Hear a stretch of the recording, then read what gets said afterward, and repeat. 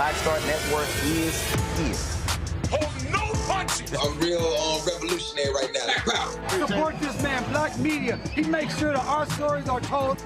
They Thank you for being the voice of Black America, Roland. Stay black. I love y'all. All momentum we have now, we have to keep this going. The video looks phenomenal. See, there's a difference between Black Star Network and Black-owned media and something like CNN. You can't be Black-owned media and be scared. It's time to be smart. Bring your eyeballs home.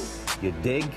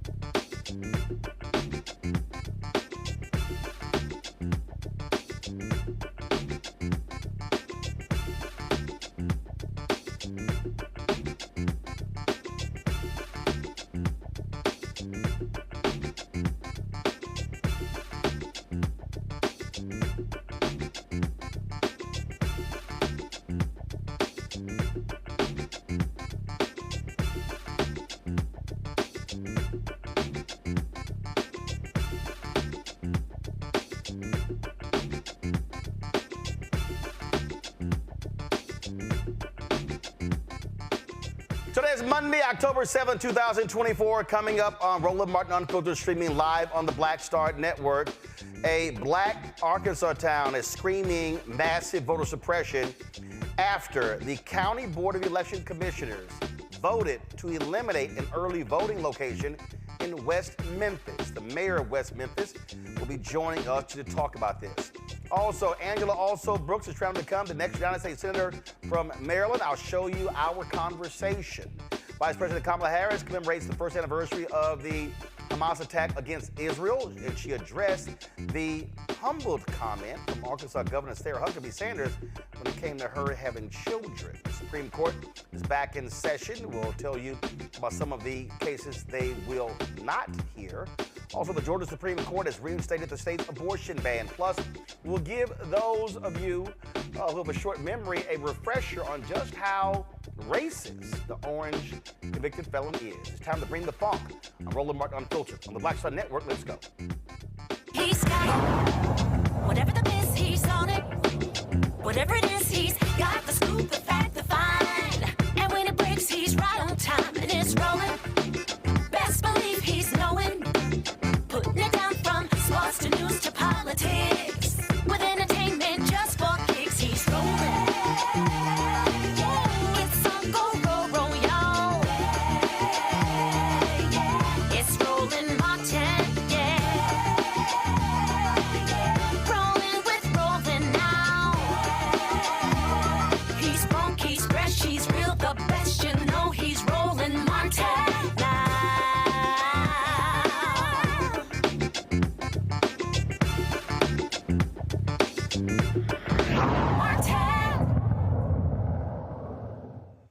Last week in Arkansas, the Crittenden County Board of Election Commissioners voted 2-1 not to have an early voting location in West Memphis this year, and instead have that location moved to the town of Marion. Some people call it voter suppression, including Mayor Marco McClendon of West Memphis, Arkansas. He joins us right now. Mayor McClendon, glad to have you here on Roland Martin Unfiltered. So first and foremost, give us the distance. How far is Marion from West Memphis? Marion from West Memphis is around 6 miles difference, but it's our whole city. And, you know, we have smaller cities on the other side of West Memphis that depends on that West Memphis early voting site to be able to get there. And, of course, you know, those smaller cities are majority African-American cities. So trying to get those individuals as well as the people of West Memphis to Marion to that city, it's going to be difficult. When West Memphis is the biggest municipality in the county, it has over the 50,000 population that the county has. Majority of the people live in West Memphis. And Wait, hold on. I'm sorry. So West Memphis got the most people. The majority of the most people. Yes. So, and no disrespect to Marion, but how many people are in Marion? I think the population around 13,000. So 13,000 in Maryland, 50,000 plus in West Memphis, Arkansas. Well, let me say it's over halfway. That's about 30,000 in West Memphis. But all the smaller cities that's around West Memphis probably make up an easy 45,000 people. So the West Memphis metro area, if you will, has close to 50,000. Marion has 13,000. What's the logic to move it to Marion? Well, let me say this. You know, the 3 of the election committee members, they live in West Memphis. So they all live in West Memphis. Wait. I'm sorry. Hold up. It was a 2-1 vote, right? Yes. So all 3 of them live in West Memphis. Yes. But they voted to move it to Marion, which is smaller than West Memphis. Yes. Well, let me give you some thinking behind that. I think 2 of the 3 are in the red state, you know, the red people, and the one is the Democrat individual. And then Marion is more of a more demographic place, higher income city that does well, but yeah, it's smaller. So when they had the hearing, what did they say? Well, actually, what they did, they normally have two early voting sites. So they all the move of poll, it takes a unanimous vote. So what they did, they all voted for Marion first. Then when it came up to West Memphis, that's when they threw a wrench into the plan, and they didn't have a majority vote. So actually, we went to court, and of course, two individuals went to court. The judge said that the voting poll need to go back in West Memphis, and now the election committee 2-1 voted to appeal the judge's decision. And you know, when it goes to Arkansas Supreme Court, I think you sort of know how that's going to turn out. So the judge said move it back, and so, but again, they haven't offered the logic of moving it, right? No. The logic of moving it is, well, this is what they say. They wanted to, they agreed to have it at our library, which it was a library that you have to be 100 feet away from the poll, so it wouldn't have given a lot of the candidates the opportunity to advertise that far away from the library. And the normal place that they always have early voting is at the Church of God that's on 7th Street, which that's where the Democratic candidate wanted to go, where it has always been. So they said, well, they're not voting for that. So they didn't have a unanimous vote to move it to the Church of God. And I keep telling people, this is the type of actions Republicans do all across the country.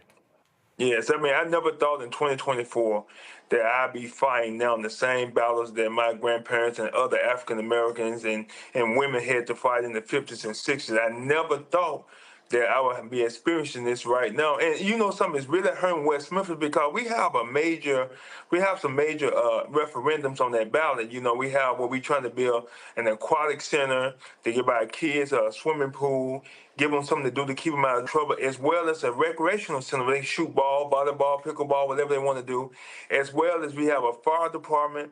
Our last fire department, well, our main fire department built in 1955, trying to build a new fire department and a brand new police department, which is housed in a bank, in an old bank building. And then finally, the infrastructure of our city, which is a 1 cent tax that will sunset and go away. But when you're talking about you taking this out and putting it out in Marion, you disenfranchise the individuals within the city that want to see this done, which is going to make it harder for our city to provide the public safety that they need.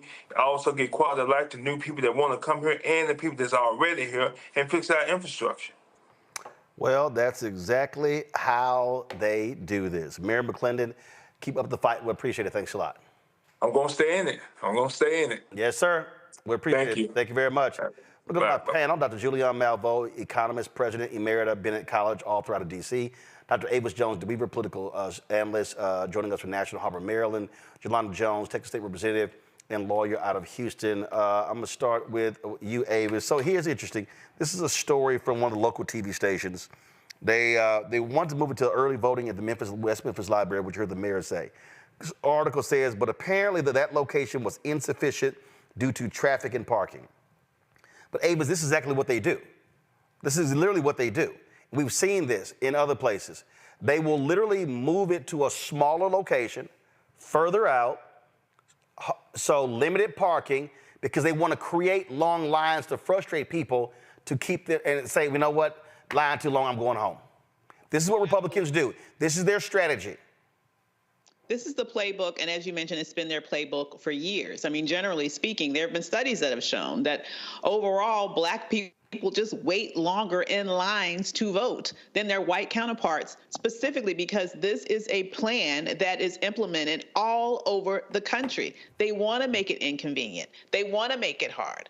They don't want you to vote. And this is the part of this that really annoys me when I think about people who want to continually say, my vote doesn't matter.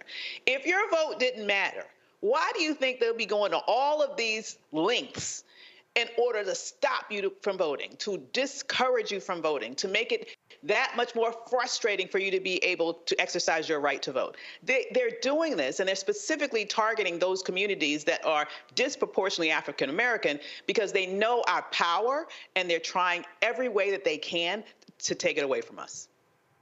Indeed. I mean, and the reality, Julianne, This was voter suppression on steroids after the 2013 Shelby v. Holder decision by the Supreme Court, which gutted Section 4 of the Voting Rights Act.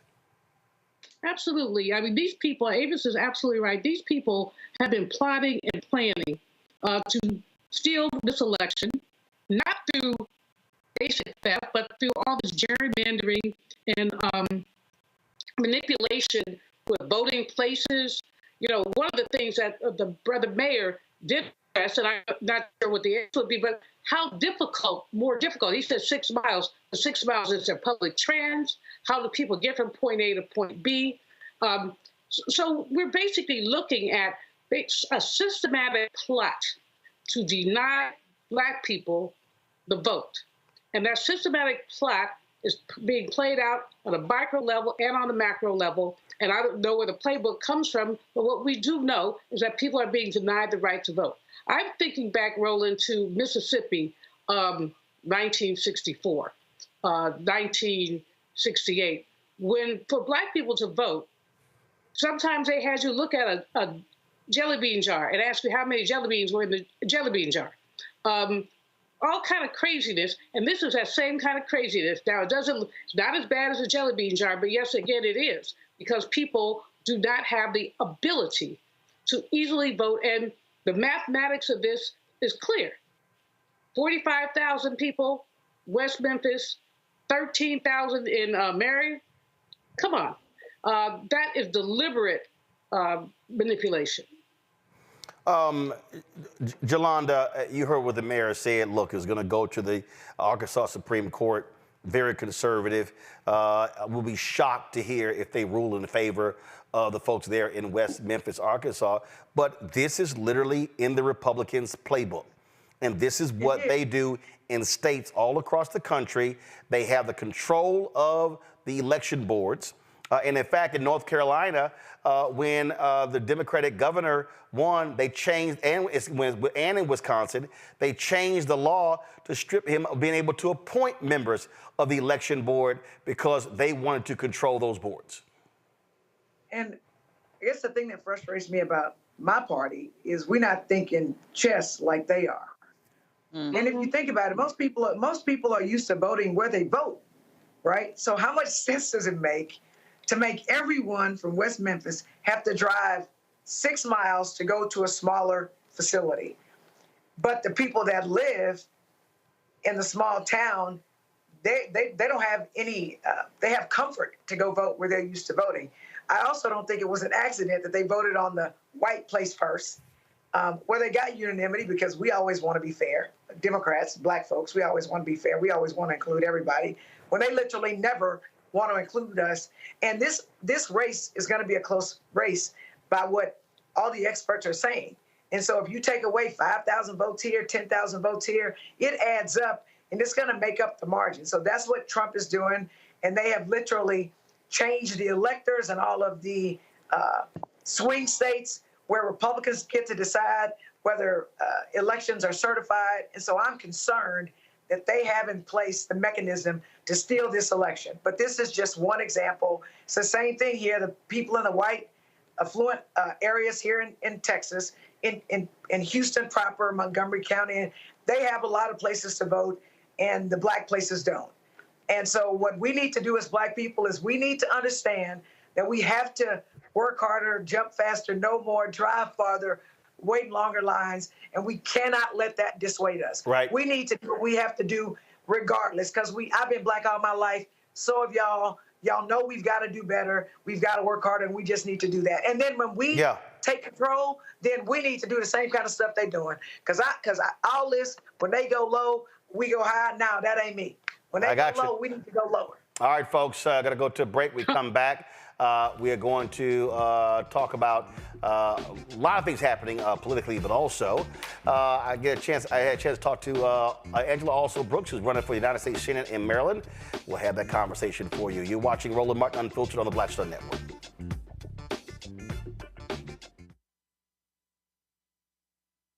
In 2016, Donald Trump said he would choose only the best people to work in his White House. Now those people have a warning for America. Trump is not fit to be president again.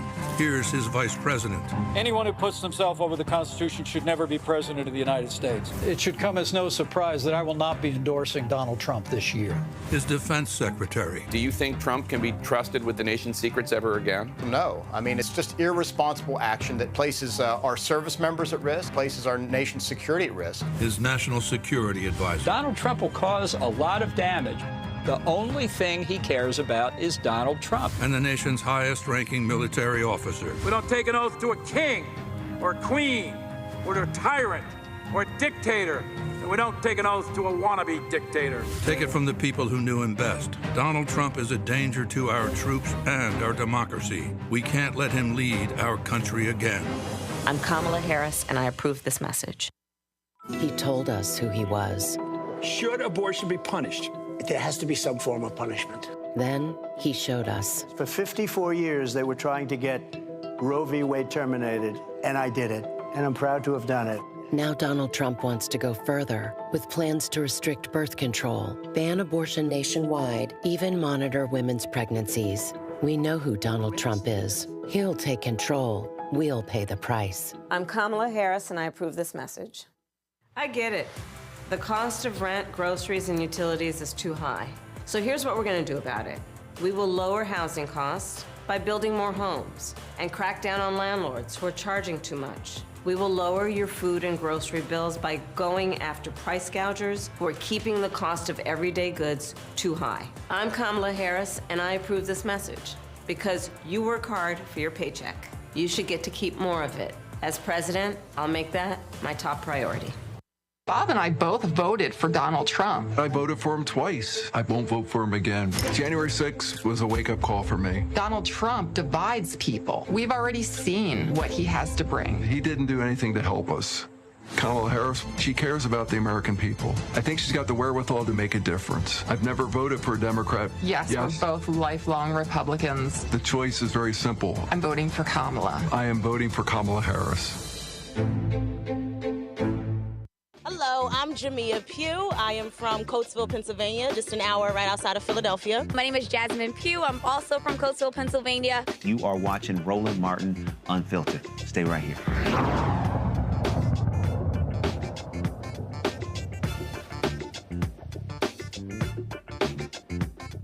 Supreme Court returned from their summer break on Monday and wasted no time rejecting a few cases. The justice refused to hear a challenge from Pennsylvania Republican state lawmakers about President Joe Biden's administration executive order intended to boost voter registration. The justices did not comment in rejecting an appeal from Republicans who claimed the order was an unconstitutional attempt to interfere in the November election. Lower courts had dismissed the lawsuit.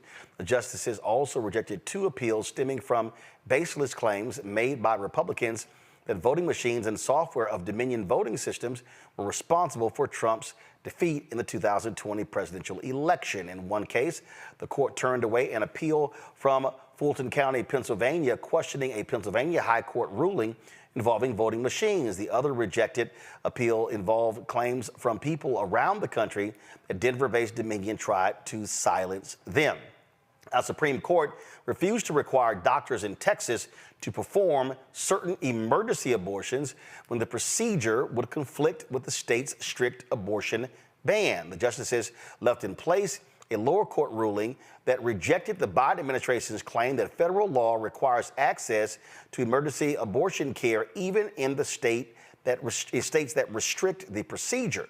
The order did not explain the justices' reasoning, nor were the dissents noted. The court's action comes just months after the justices intervened in a similar case in Ohio.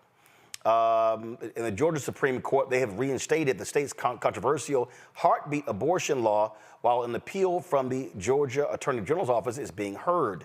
Last week, Fulton County Superior Court Justice Robert McBurney issued an order overturning the law, calling it unconstitutional. The next day, Attorney General Chris Carr filed an appeal. Carr asked the Georgia Supreme Court to reinstate the law during the appeal process. Today, the Georgia Supreme Court granted a stay of the Superior Court order. The order began at 5 p.m. Eastern. Doctors cannot legally perform abortions if they detect a fetal cardiac activity, which is usually seen at around 6 weeks. What we are seeing here, Julian, is the battle over reproductive rights. When you look at the conversation, that's what's dominating. You've got reproductive rights bills on the ballot in Florida. You got Arkansas. You got other states as well, and so much attention is being applied to this by Vice President Kamala Harris. She was on the very popular Call Me Daddy podcast, dropped yesterday. It gets 5 million downloads a week, but it's a very, very popular podcast for women that's really geared at younger women. And so this is continuing. We're seeing how this is going to be the dominant issue this election season. And I keep saying this. Donald Trump got 52% of white women in 2016. He got 53% of white women in 2020. The Dobbs decision, if Vice President Kamala Harris is able to peel that number from 53 down to 50 or 49, that very well could be the winning margin. Absolutely. I mean, I think that while people have their racism and their biases, most women feel very strongly that we have the right to bodily autonomy, self-determination. And most women are repulsed by the notion that the orange man would dictate their choices. We've seen commercial after commercial, article after article, people who are, as an example, wanting to do IVF and are afraid. There's one woman who her husband is in the military, and she's worried that if they're transferred to a state that outlaws some of these things, that they may have to delay the starting of their family. And that's not the only case. There's so many other cases. But here's going to be the dilemma, Roland. Polling suggests that economic issues are the most important issues, even though for many women, reproductive rights are equally important. How are people going to balance that? What that many are saying, and I wish the Harris-Walz campaign would talk a lot more about the way that the economic numbers are improving. Inflation is down. It's back down to pre-COVID days. Unemployment rates are low. So we need to talk about the fact that whatever Biden did with the economy, it's working, people. It's working. And so, but many are, still you go to the grocery store and the prices are high and yada, yada.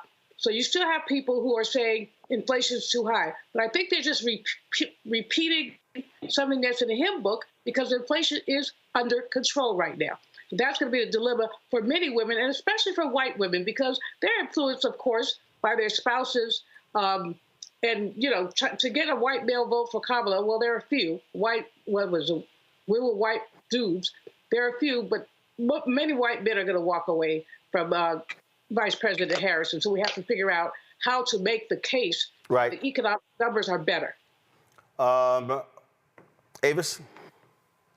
Absolutely. So what's really tragic here is that this is happening in the very same state where we just recently learned of the deaths of 2 Black women who could not get the reproductive care, just the health care that they needed when they were in distress, because the medical authorities, on the one hand, thought that, hey, we might go to jail if we do this too soon. We need to make sure that she is almost dead before we take appropriate action. And unfortunately, their timing was so bad that she actually died on the operating room table. And the other young lady was afraid about whether or not she would get some support and was just too late getting the help that she needed. The challenge is that this is about having access to health care for women, period, point blank, end of sentence. And this is not going to be the last women that will die as a result of this. We've seen maternal mortality rates, even, it seems to me, I've read reports about them creeping up in places like Texas as well. This is the beginning of a very, very dangerous time for women. If we're going to talk one more time about Black women in particular, we know that Black women are disproportionately likely to die in pregnancy and childbirth in America, even under Roe, when we had greater access to reproductive health care. I hate to think, I shudder to think what the maternal mortality rate will be for Black women if this specific movement towards the complete obliteration of access to abortion in this nation continues, and if it spreads. We cannot afford to roll the dice on another Trump term, because that would definitely be deadly for many more women, and particularly Black women. Yolanda? So the United States Supreme Court, for the most part, said, hey, it doesn't even matter if the health of the mother is an issue, if it violates the terms of Texas's ban on abortions, then it can stay in place. So more people are going to die. What I think is good, though, for Democrats and for Vice President Harris is that it has white women going nuts. They are the reason that there is no right to abortion, because they chose Donald Trump over somebody like themselves, Hillary Clinton. So I think that that's going to help Democrats in Texas, since the Supreme Court left that in play. So I'm going to say this for a second time. We need white women to try to reclaim their abortion rights back. And I believe that is going to help us, because every state where abortion was on the ballot, abortion rights won out. And I think the Republicans are going to pay. All right, then. Listen, it is going to be, again, it's going to be a huge part of the election. But I think Julianne is right. Listen, the economy is still a driving issue. But I just think right now, to be perfectly honest, it's not about persuasion right now. It's literally about driving turnout. I just think that's just where we are. So I just think that, you can sit here and you can spend lots of time going back and forth. But, I mean, that's just where we are. Now, let's talk about Michigan. The Muslim vote is going to be huge in that particular state. And of course, today is the first one-year anniversary of Hamas attack against Israel that left 1,400 people dead. The VP, Kamala Harris, commemorated the anniversary of the attack by planting a tree along with her husband, second gentleman of the Naval Observatory residence. The second gentleman is Doug Emhoff. And of course, they did this, and she did speak about this day and what took place 1 year ago. We dedicate this tree to the 1,200 innocent souls in an act of pure evil on October 7, 2023, who were massacred by Hamas terrorists. 46 of our fellow Americans were killed in this brutal terrorist attack, including a singer from Missouri who died shielding her son from bullets, an academic and peace activist who studied in Seattle and who was the grandson of Holocaust survivors, and a dancer from California who was killed alongside her fiancé while attending the Nova Music Festival. I am devastated by the pain and loss that occurred on October 7, and Doug and I pray for the family and loved ones of all of those who were lost. And may their memories be a blessing. Today, I know many Jews will be reciting and reflecting on the Jewish prayer for mourning, the Kaddish. The words of the prayer are not about death. It is a prayer about our enduring belief in God, even in our darkest moments. So as we reflect on the horrors of October 7, let us please be reminded that we cannot lose faith.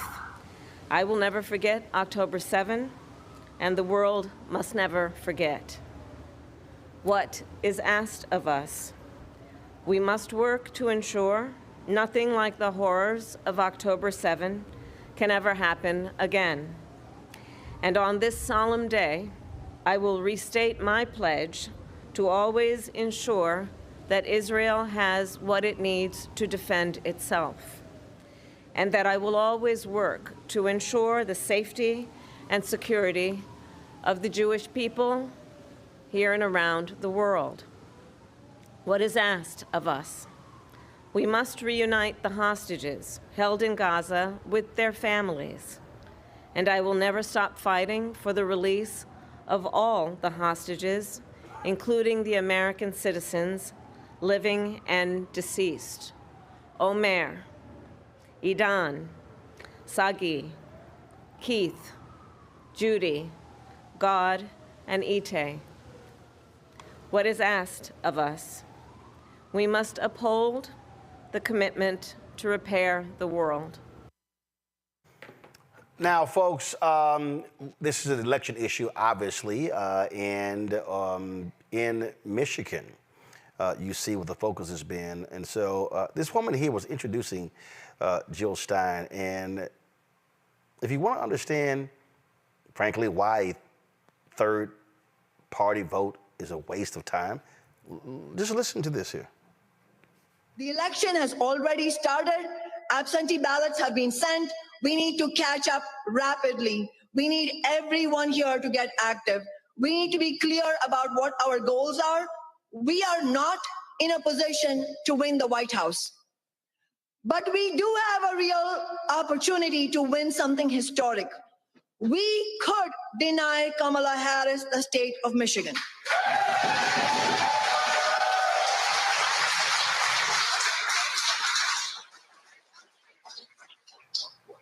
And the polls show that most likely Harris cannot win the election without Michigan. All right. Also today, 25 imams endorsed Vice President Kamala Harris. And in their endorsement, they talked about what the focus is, what the aim is. And this actually took place on Sunday. 25 Islamic religious leaders signed this particular, give me 1 second. This is the letter that they actually signed. And as you see it, it says a Muslim, imam, and leaders letter to the community. And so they lay out in here, it said, we are taught by our beloved prophet Muhammad to resist becoming angry, for it eats up goodness and overrides rational thinking. Our lives in the United States are not in a vacuum, and as such, the election choices, the decisions that we make are not either. They don't just affect us, but all American citizens for years, maybe decades to come.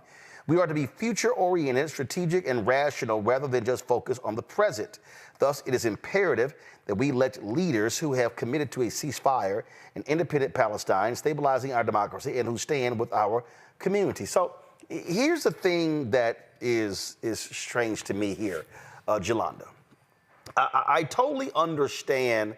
I totally understand the anger at President Joe Biden, Vice President Kamala Harris, for standing with Israel. They called for a ceasefire. They've actually done that. But you have this battle between Netanyahu and Hamas. Well, they actually want to go forward with that. What I'm trying to understand is the woman who's introducing Jill Stein. What do you actually gain if Vice President Kamala Harris loses Michigan and Donald Trump wins Michigan? And Donald Trump actually said today in a radio interview that, oh, the Gaza Strip could be as beautiful as Monaco. The developers weren't thinking about it the right way. His Trump organization, they got no problem if everything in Gaza is wiped out and it becomes beachfront property. So I'm just trying to understand, what do you get by defeating Vice President Harris in Michigan and Trump wins? What you want a ribbon? So I don't know why you're asking me that, because I agree with you. First of all, because you wanted 3 panelists, and I'm asking all 3 of y'all. So what I don't, it's almost like they don't understand one of the two are going to win, right? And it's like they don't understand that Donald Trump is going to raise what's left of Gaza, and it is going to be beachfront property, and he going, I promise you, have a Trump business from somebody in his family that's going to make money off of a cleared Gaza. So it's just really interesting when you start talking about third-party candidates who don't have a snowball's chance in hell of winning. Why would you do that? you need to play in the game. You need to be on the side of somebody who can win. And so I don't understand, and I also don't understand why they're acting like Kamala Harris is the damn president. She's not the president. She is the vice president, and she was a good teammate to the president, Joe Biden. So I think it is not very well thought out. I think it shows that they are political novices.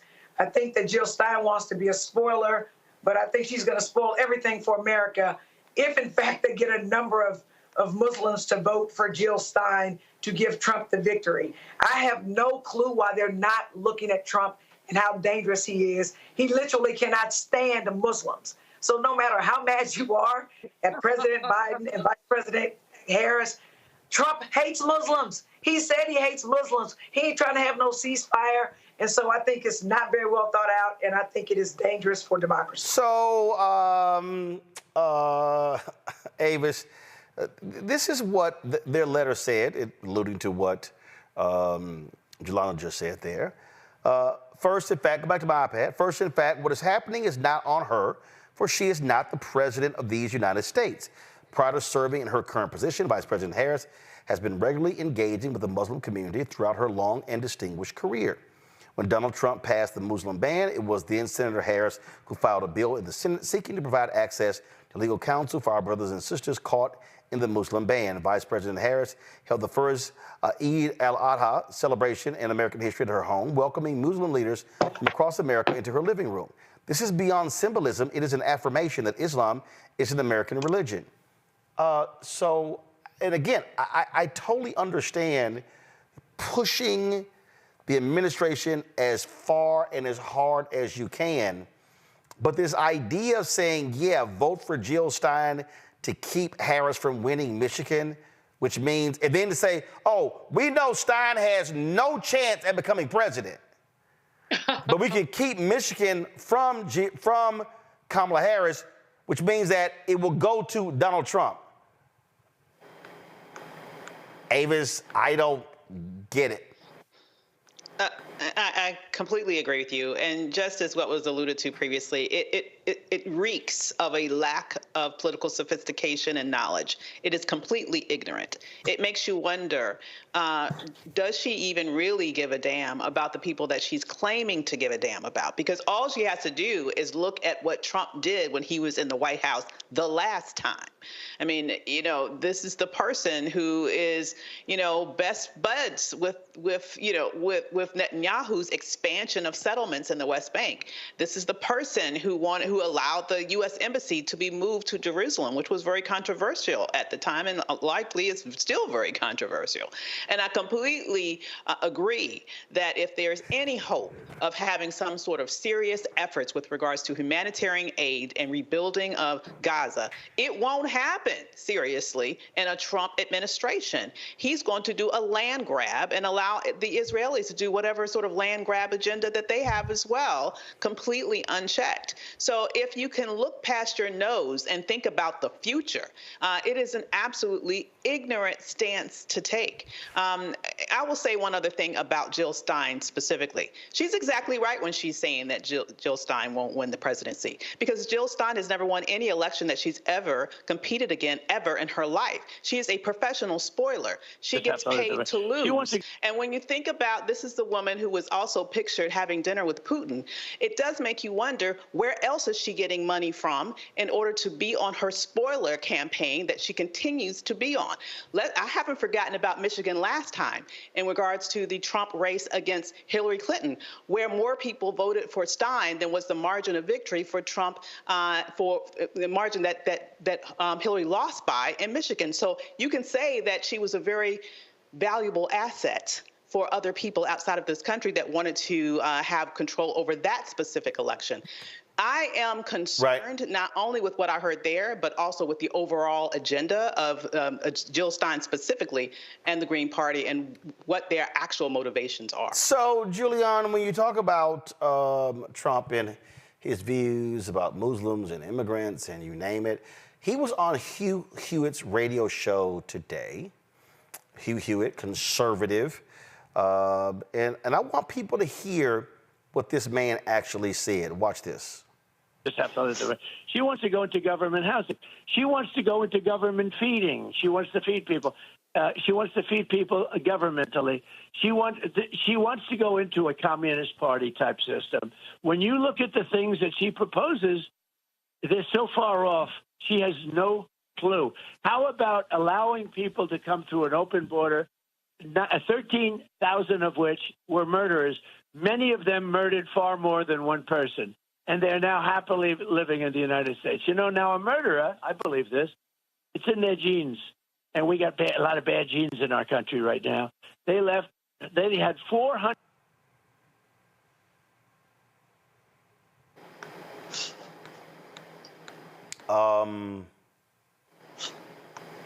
Murderers, it's in their genes, and we've got a lot of bad genes in this country. I mean, I can think, Julian, if we really want to have a fair, factual conversation, there's a lot of white people in America who have been murderers. I think we can ask the Native Americans that. I think we can talk about the Civil War. We can talk about the black people killed during slavery. Maybe we can talk about Jim Crow. I mean, we are a war-loving, killing nation. Mostly led by white people. Julian, go ahead. It's interesting that he wants to talk about genetics. This country was founded, the people who built this country were criminals from England.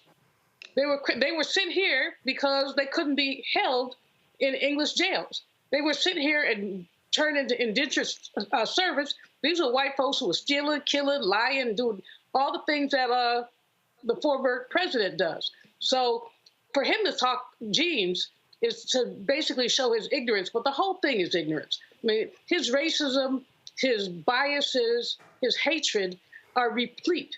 And, you started out by talking about lies, talking about the lies that that man tells. And I always tell people, my grandma used to say about certain people, why tell the truth what a lie will do?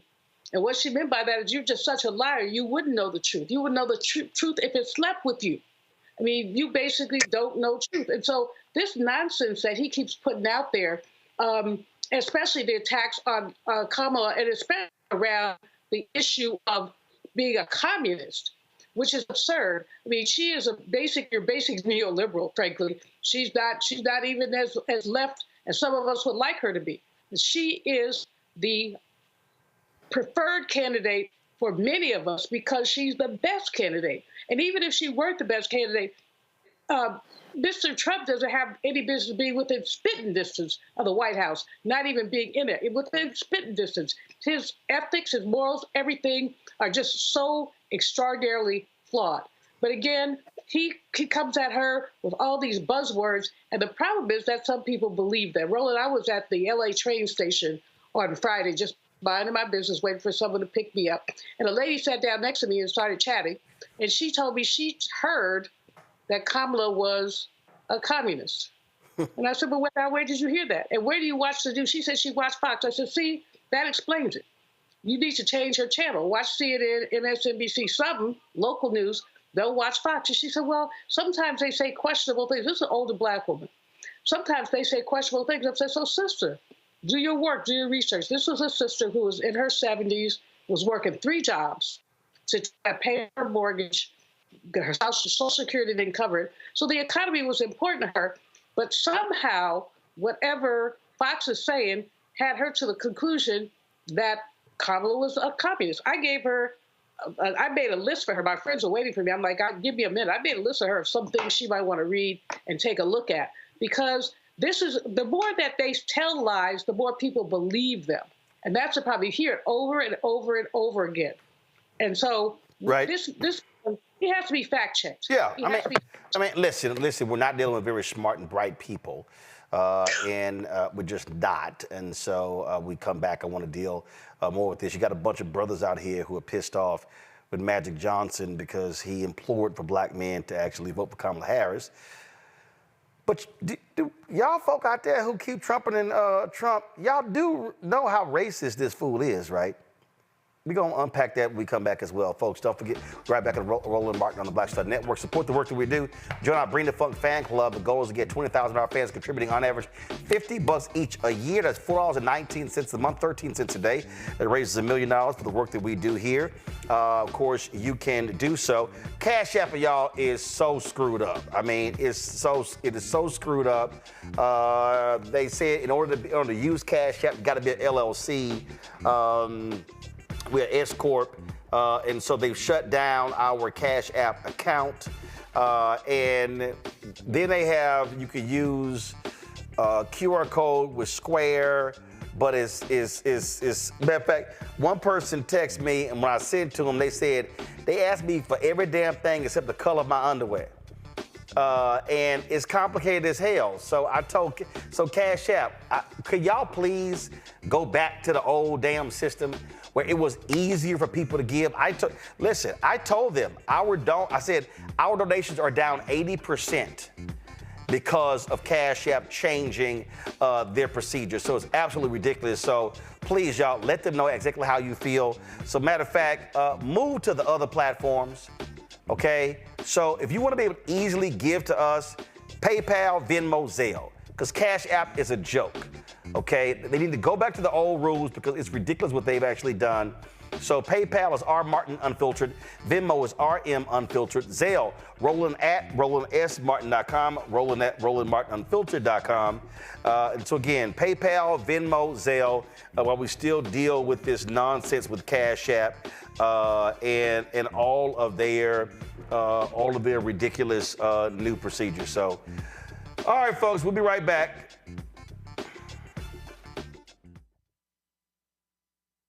Of 100 Republicans who worked in national security for Presidents Reagan, both Bushes, and for President Trump, now endorsing Harris for president. She came up as a prosecutor, an attorney general, into the Senate. She has the kind of character that's going to be necessary in the presidency. Vice President Harris is standing in the breach at a critical moment in our nation's history. We have a shared commitment as Americans to do what's right for this country. This year, I am proudly casting my vote for Vice President Kamala Harris. Former generals, secretaries of defense, secretaries of the Army, Navy, and Air Force, CIA directors, and National Security Council leaders under Democratic and Republican presidents, Republican members of Congress, and even former Trump administration officials agree there's only one candidate fit to lead our nation, and that's Kamala Harris. I'm Kamala Harris, and I approve this message. Kamala Harris has never backed down from a challenge. She put cartel members and drug traffickers behind bars, and she will secure our border. Here's her plan. Hire thousands more border agents, enforce the law and step up technology, and stop fentanyl smuggling and human trafficking. We need a leader with a real plan to fix the border, and that's Kamala Harris. I'm Kamala Harris, and I approve this message. The overturning of Roe almost killed me. I had a blood clot in my uterus that caused my labor to have to be induced because of the overturn of Roe v. Wade. I wasn't able to get life-saving treatment sooner. I almost died. And that's because of the decision that Donald Trump made. I was able to get Roe v. Wade terminated, and I'm proud to have done it. The doctors and nurses were afraid that if they treated me in the incorrect way, that they would be prosecuted for that. And that's appalling. Donald Trump says that women should be punished. Do you believe in punishment for abortion? There has to be some form of punishment. For the woman? Yeah. I believe that women should have reproductive freedom to make the choices about their own bodies. 4 more years of Donald Trump means that women's rights will continue to be taken away one by one by one by one. This has to stop because women are dying. I'm Kamala Harris, and I approve this message. Here's a 78-year-old billionaire who has not stopped whining about his problems. Oh, she had a big crowd. Oh, the crowd. This weird obsession with crowd sizes. It just goes on and on and on.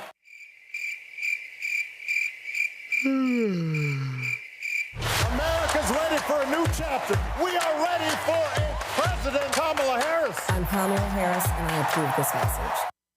Hey, yo, what's up? This is Mr. Dalvin right here. What's up? This is KC. Sitting here representing the Jodeci. That's Jodeci. Right here on Roland Martin Unfiltered.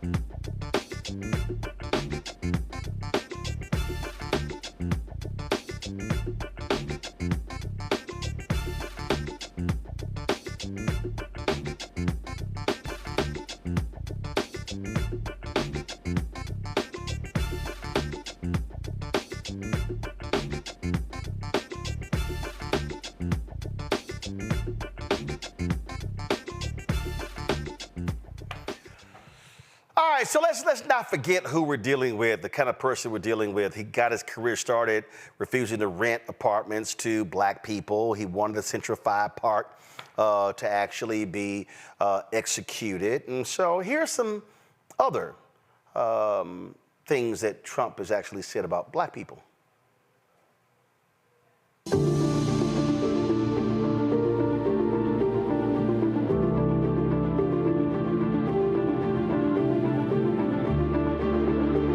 Is too high. We have to leave it the way it is. I worked in fast food for over 30 years, and I had to support my kids off of that money. Minimum wage is still $7.25. It's rough. Gotta work 2-3 jobs just to make ends meet. You have to decide whether you're going to eat or pay your bills. Look at how well the black community has been doing under this administration. Did y'all hear what he said about folks from the Congo? Watch this. Well, among the worst in the world. They come from the Congo in Africa. Many people from the Congo. I don't know what that is, but they come out of jails in the Congo. You know, they're letting their jail population come into the United States. Their jails are being emptied into the United States. Their gang members are being taken out of Caracas, Venezuela, and lots of other places, which was a rough city, very dangerous city. And they're being delivered into the United States. They're gang members. And these are tough gang members. You see what's happening in Aurora. So those are the things that this fool is out here saying. And let's just not mince words in terms of what we are dealing with. We are dealing here, Yolanda, with a man who despises black people. He would rather have immigrants from Norway, from Switzerland, from the Netherlands, pick any white country. He would love for them to come. He is specifically appealing to white racists. He is appealing to white fear. I keep telling people this. You know, my book was about white fear, and I saw this guy. He's a vlogger, filmmaker named Dixon White, and man, Dixon was on fire in this video. Now I'm warning y'all right now, Dixon used some language, so if y'all got a problem with language, y'all might want to go ahead and turn. But here's a white man just speaking truth about Trump's appeal to white people. In 2016, we have a openly and overt white supremacist as our president-elect. 4 minutes. Who is systematically hiring the most racist, vile human beings he can possibly get for an administration. These are people that are known to be associated with Nazis. These are not quiet, shy white supremacists. These are openly vocal white supremacists, just like Trump led his campaign. He said, hey, I'm running for president, and yes, it's okay to be racist again. We can be open about it. Who needs to be politically correct? Trump said, I'm a racist and I'm proud, and so can you be. And here we are. Jim Crow 2.0, motherfuckers. Thank you, white America. You did it once again. Your apathy, your racial apathy, your ignorance Your callous, your complacency, your denial, your silence, your complicity racially has us right where you want us. And you think you're fucking helping yourself? You think this white supremacist motherfucker's gonna care about your broke ass white America? They're not gonna care. And you think, oh, well, I'm not broke, I'm rich, I'm protecting my own, I'm a rich white man.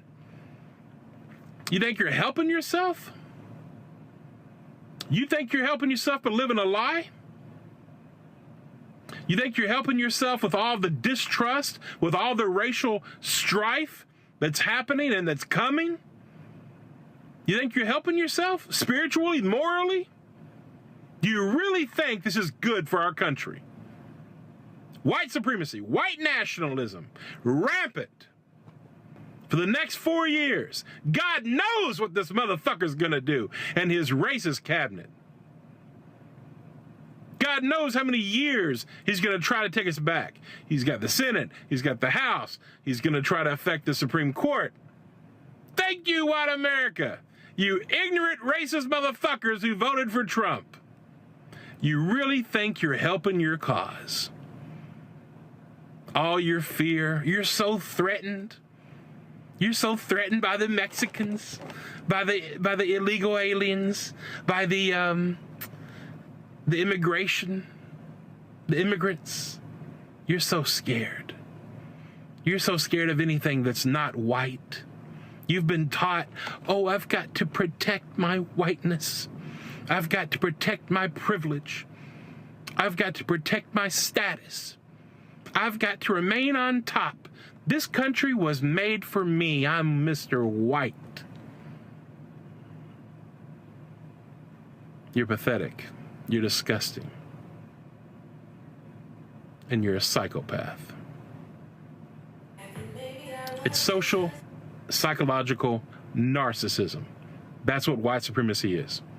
And it's systemic. And it's working very well.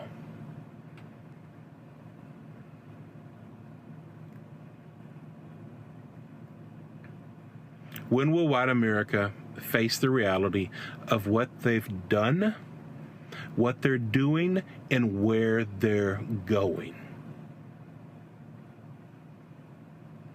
White America, you're taking us all to hell, straight to hell.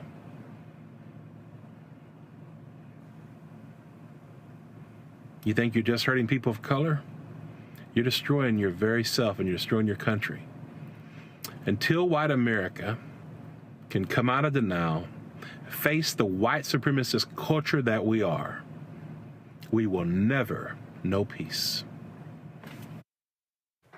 Well, damn, Jolanda. He laid it out. He laid it out in 4 minutes and 9 seconds. Well, he certainly did. And you know what? This is what white people are terrified of. They are terrified that if black people get into power, we're going to do to them what they did to us.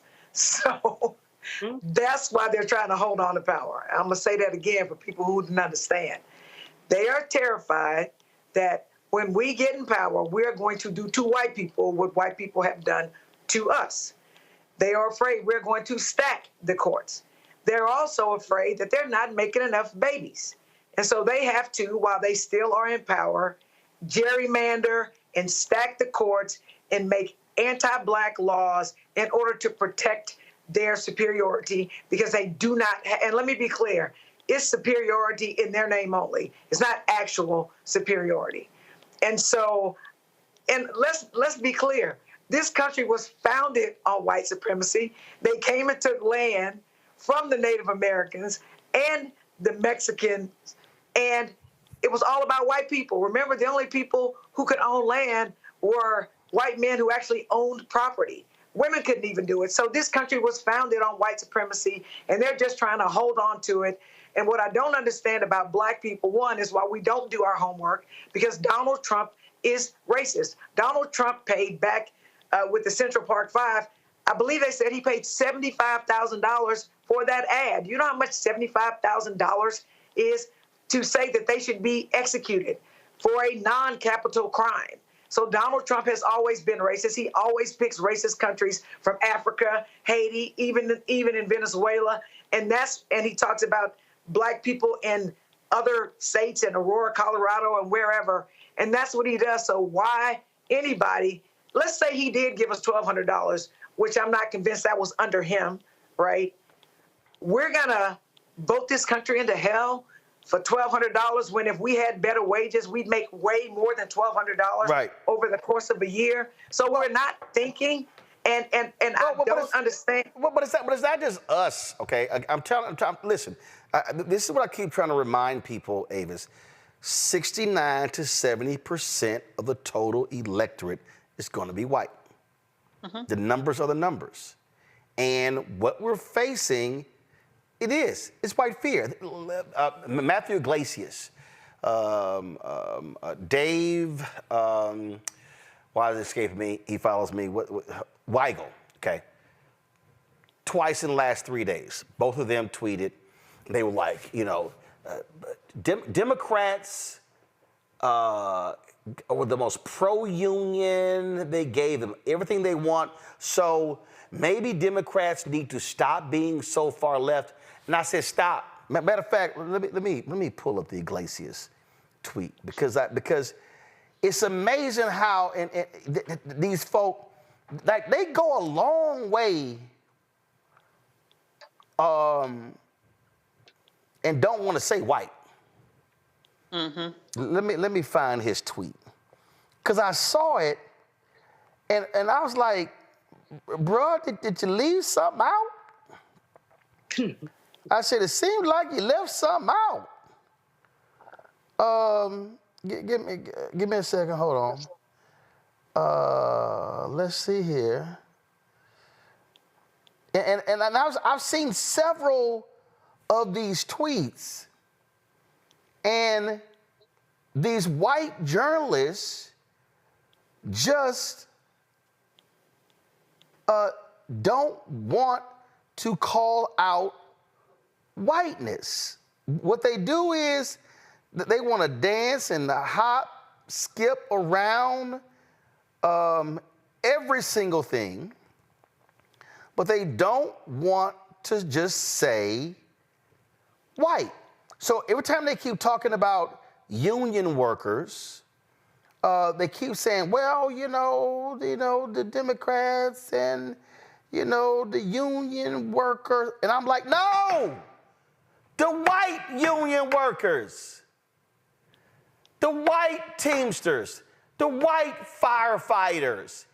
If you have union workers that are turning their back on the most pro-union administration ever to back Donald Trump, they are supporting whiteness and not their pocketbook, Avis.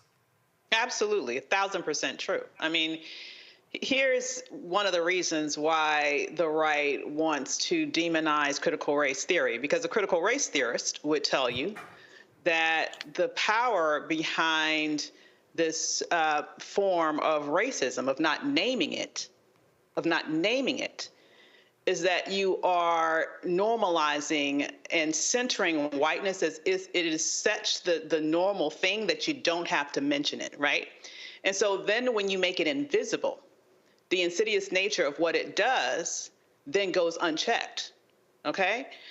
So you're exactly right. It's not just union members. And there's a reason why you have a lot of white women who will vote against what one would think is their interest. There's a lot of reason why you would have poor white people vote against what you would think is their interest. It's because they're not in those moments prioritizing their rights. They're not in those moments prioritizing their economic possibilities. In those moments, they are protecting whiteness.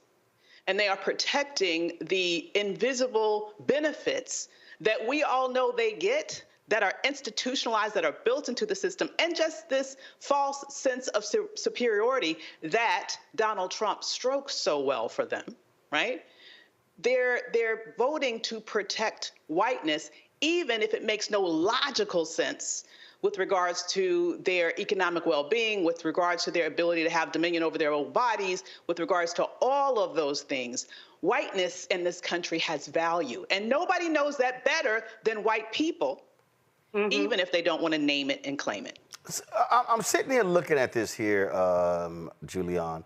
Go to my iPad. So this is what Matthew Iglesias tweeted. Biden-era Democrats have been more supportive than ever of blue-collar unions, but gotten less support than ever from blue-collar union members. Probably better to just be more moderate on cultural issues and environmental stuff and labor. So I actually responded by saying, Matthew, did you leave out something? I think you left out white. And if you go, now go back to my iPad. So I just want y'all to go. So when you start going down here and looking at all these responses and, oh, this is reasonable and fair enough, a center-left coalition whose base is suburban, well-educated white women is not key to long-term success. But they still missed they got the wrong white part. Demo and far left and alien, you all on the far left have been pretty successful in alienating us suburban women. Good job. Well, that's a lie. They've been attracting them. And so then you keep going and the old class warfare design, oh, here we go, keep old moderates and the environment, oh, it's the education polarization overrides material interest in this new information age. See, y'all, Democrats should adopt all of my preferred policy positions. And you keep going to cultural issues and moderate and all these people, they just keep, but they're just ignoring, and they don't want to. And then this person say, just go ahead and say black folks and LGBTQ folks and cut the bullshit. The way y'all will dance around the truth to appease racists as white folks is so American and more so than apple pie. This is why black folks have a deep distrust of politics and side-eye Democratic Party. Okay, that's that person. Okay, so then you keep going and looking at all this content. Just keep going and looking at, they don't want to confront the elephant in the room, Julian, and that is massive numbers of working class people who are in unions are black and Latino. Who are they supporting in huge numbers? Vice President Kamala Harris. You look at the Teamsters. The Black Caucus in the Teamsters came out before the Teamsters made their decision, said we're down with Vice President Kamala Harris. Okay? You look at firefighters are racist and sexist. Firefighters endorsed Democrats going back to the 60s. The two Democrats they refused to endorse was Hillary Clinton and Kamala Harris. Well, what the hell do they have in common? Anatomy. I mean, we can go on and on and on. The fact of the matter is, these white journalists, print, broadcast, digital, whatever, they don't want to confront whiteness. Because if they do, they gotta look in the mirror, Julian. This is the fundamental problem. This is why political journalists keep missing the story, and it's sitting right in front of you. How can Biden-Harris be the most pro-union administration in more than 50 years, and these union workers are not supporting her? They're white male union workers, and Julian, guess what? Unions are overwhelmingly comprised of, especially trades and others, white men. Well, the trades are primarily comprised of white men, but if you look at SEIU, you look at some of the other unions, they are heavily black and brown.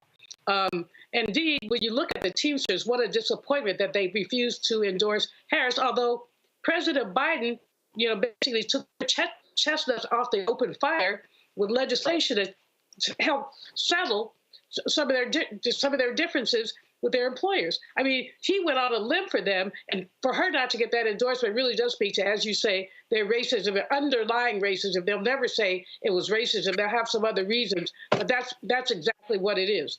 The challenge is that, and by the way, there's a very good article in the New Yorker this week, talks about the worker revolt and tries to explain why workers have tilted away from the Democratic Party. The author alleges that there's this coastal elitism among Democrats, but Democrats are all over the place. It's not coastal elitism. When you look at, however old the Detroit Teamsters did support Vice President Harris. I believe that Pennsylvania also did.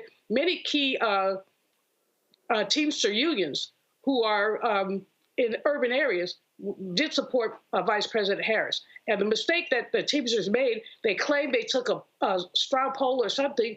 I know a whole lot of people said they never got the poll.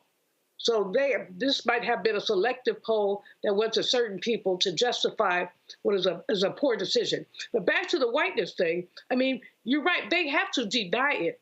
But you don't have to they don't have to say white. Just look at Project 2025, anti-DEI. No. But the reason I gotta stay on that in the workers is because if you keep running from it, then you get this trash analysis on the air. Andrea Mitchell, well, I think, Kamala needs to do more interviews with major press because I was talking to business leaders and they say they don't know what her economic policies are. And so they don't know her positions. Hillary Clinton had policies coming out the wazoo. See, so that's all nonsense. The reality is you have to put it on the table. And that is Donald Trump is pressing the buttons of white fear. They don't even want to deal with it.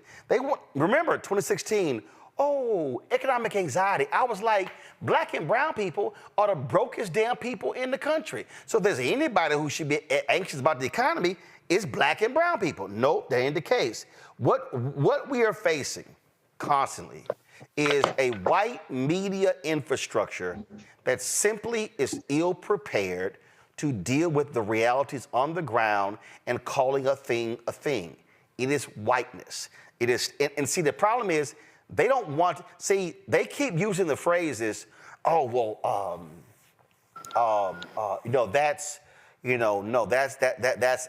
don't like appealing to that kind of politics. We don't want to appeal to gender-based politics. We don't want to deal with race-based politics. We don't want to deal with identity politics.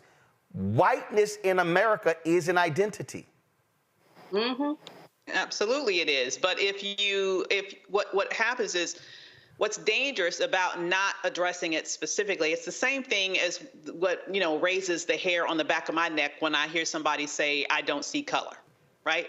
When someone wants to say that they want to be racially blind. The reality is that you see color.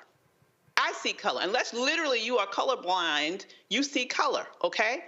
But when you claim to not see color, what you are doing are two things. Number one, you're erasing seeing me and my wholeness, my history, my reality.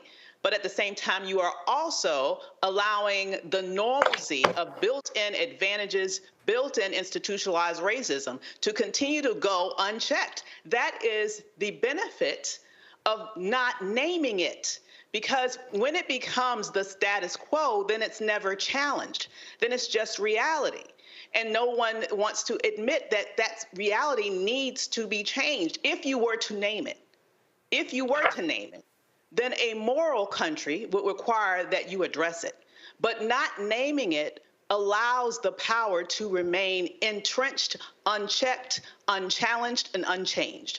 And so that's exactly what is happening in this reality, where the normalcy is not naming a thing when a thing is a thing. And when you do that, then you never address the thing. There are advantages to not addressing it institutionally, and there's advantages to not addressing it personally. And that's exactly what we're seeing in terms of not only the white vote itself, when certain segments are clearly voting against their self-interest, but also with certain institutions, like what you're mentioning here, Roland, because there are advantages to not naming a thing. If you want to have access to the same power, the same financial resources, those things that you need in order to continue to get your ambitions fulfilled. Yeah, I mean, there are a couple of anchors on cable news I've been hitting them in the last 3 or 4 years, and I'm like, when y'all gonna deal with whiteness? When you gonna deal with whiteness? They don't want to deal with whiteness, and it keeps happening. All right, folks, hold on one second. When we come back, I'm gonna play for you my interview with Angela Alsobrooks to talk about that huge U.S. Senate race in Maryland. That's next. Roland Martin Unfiltered on the Black Star Network.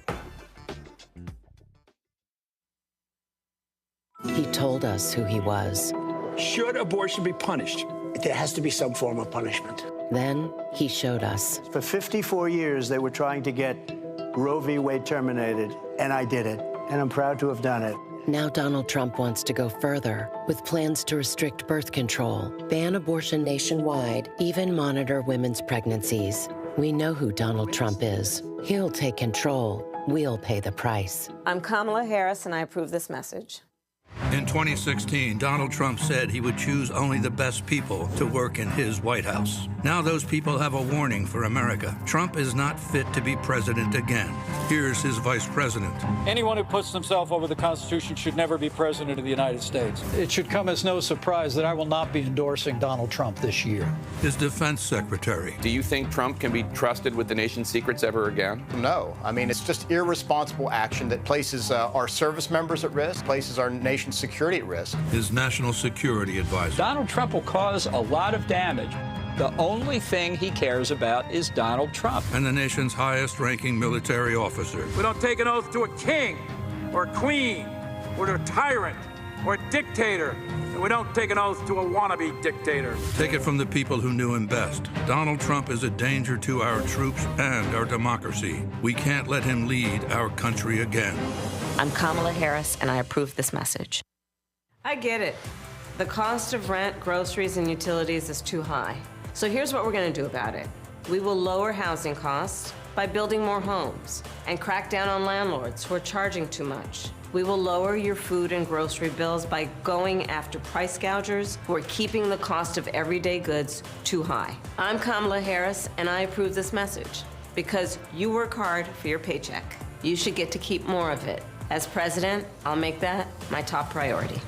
Bob and I both voted for Donald Trump. I voted for him twice. I won't vote for him again. January 6th was a wake-up call for me. Donald Trump divides people. We've already seen what he has to bring. He didn't do anything to help us.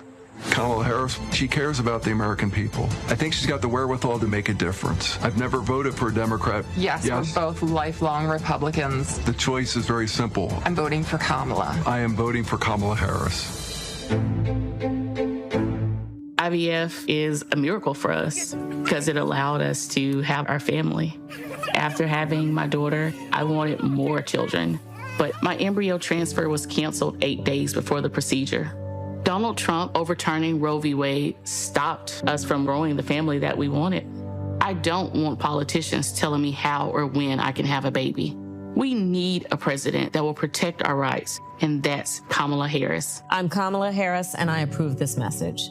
What's up, everybody? It's your girl, Latasha from the A. And you're watching Roland Martin Unfiltered.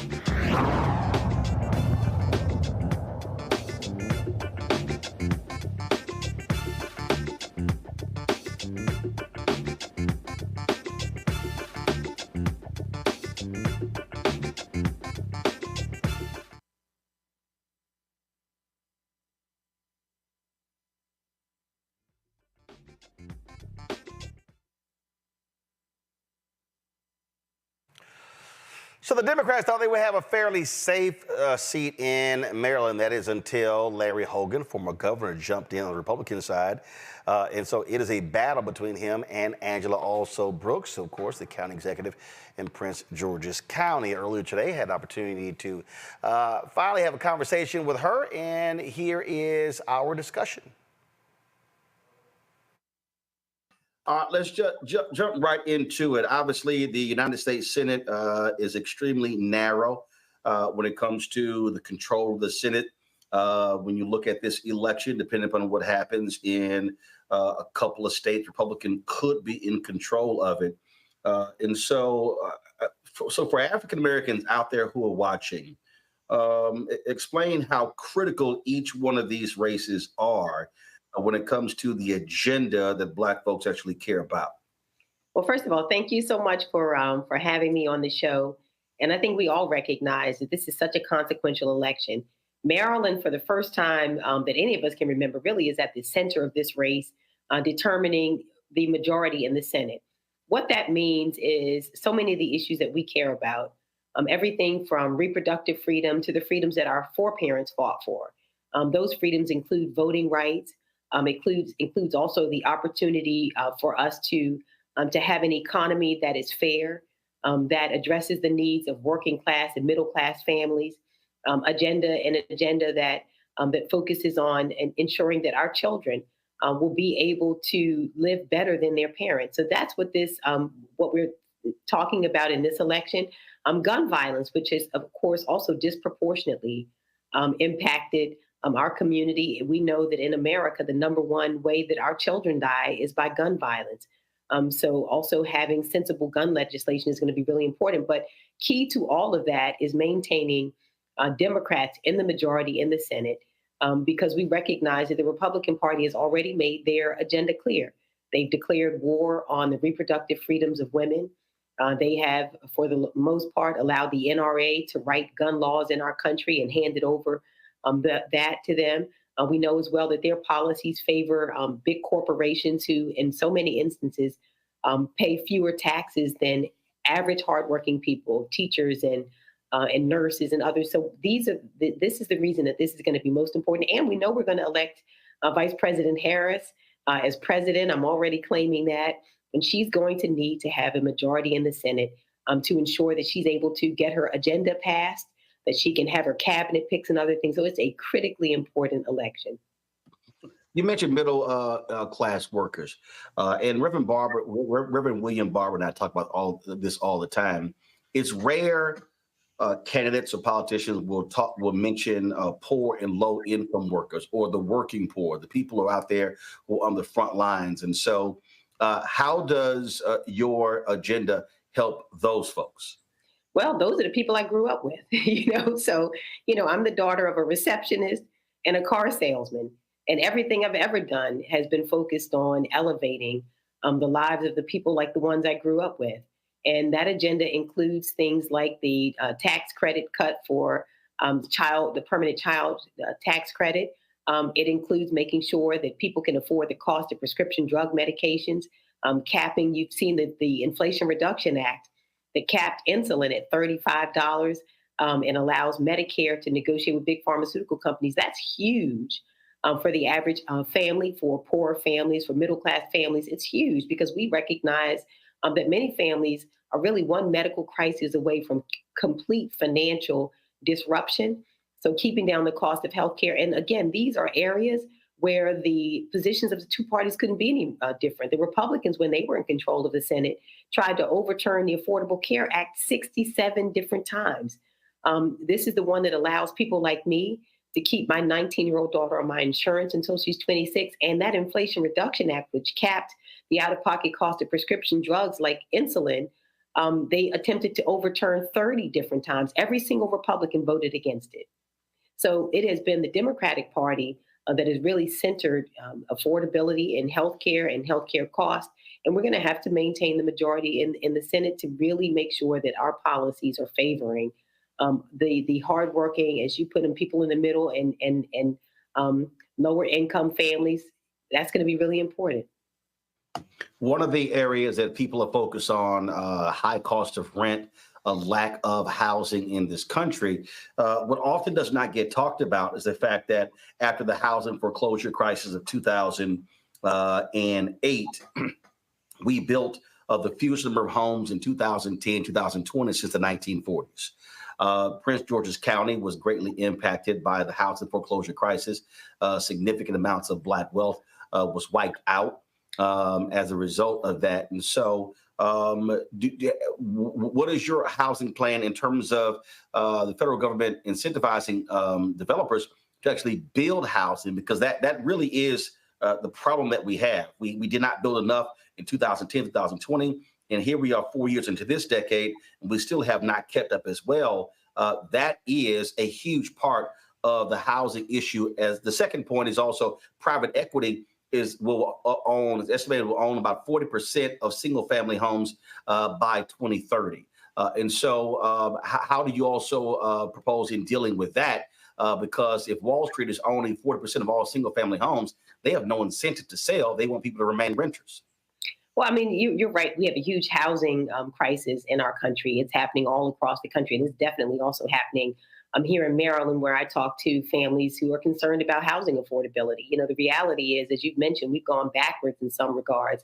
My parents, who married at 22 and 23, and neither of my parents had the opportunity to go to college and to reach the levels that we're talking about. But they, after 5 years, could afford to buy a modest home. That's no longer, the expectation of so many of our kids. What I've done here in Prince George's is to really prioritize growing the stock of affordable and workforce housing. In fact, we have preserved or created 5,000 units of workforce and affordable homes just since 2020. Now, what we've done is to do that through some creative tools. We've created here a housing investment trust fund. We've also done the right of first refusal. You mentioned developers. Part of what we've done is to ensure that in the areas where we see growth and investment, we've worked with developers to cap the increase in rents in certain properties to ensure that people can continue to afford to live in those areas, even as we make additional economic investments. I agree, as we talk about moving forward, with what Vice President Harris has proposed in terms of offering also incentives, $25,000 incentives. She's proposed to help first-time home buyers. But I have to tell you that I think that one of the areas we have to also really focus on is just increasing income. Economic opportunity is going to be a priority for me. It has been as county executive.